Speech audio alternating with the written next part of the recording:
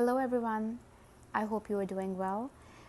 The concept that I will be discussing with you in this video is what is joining a conversation. Now, I hope you, based on the syllabus, already know that what we are aiming for is an essay that is well written, well researched, and carries actual logical facts within it, right? So you are not just saying people say this or people say that. You are actually aware of what other people have published about that topic before, what they have said about it before. Now, a common mistake I noticed in a lot of submissions was that a lot of you thought that joining a conversation meant just discussing, let's say, just discussing whatever is being said about a certain issue. So, for example, take Black Lives Matter. Now, you can say people are saying they are in support of it, and then they are not in support of it, they are in support of protests, or they are not in support of protests. In all of this, when you write all of it, it is actually true. But the thing that you are not mentioning is the actual conversation that has been written, taking place about it. What you are doing instead is developing the context. Now, when I say developing a context, I mean you're providing surrounding information about an issue so that that issue makes sense. All right. So let's say if you're talking about Black Lives Matter and you are talking about the protests taking place, you will need to give me a little bit of information about what is Black Lives Matter, what is the movement itself, what does the movement mean, and now in recent months, why has it taken such a very a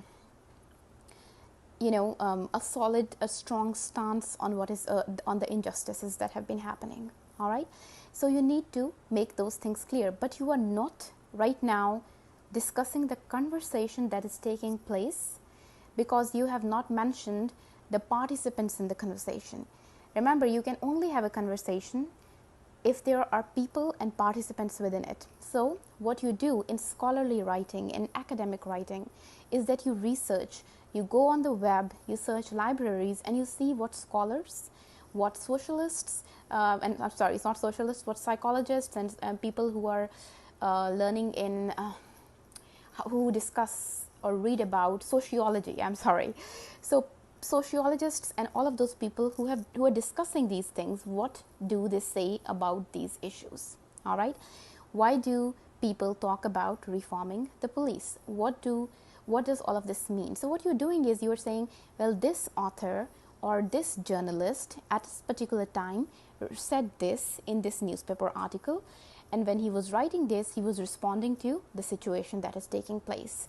And then in response to him, let's say the other side or who opposes the argument said this. Again, a name, a verifiable source.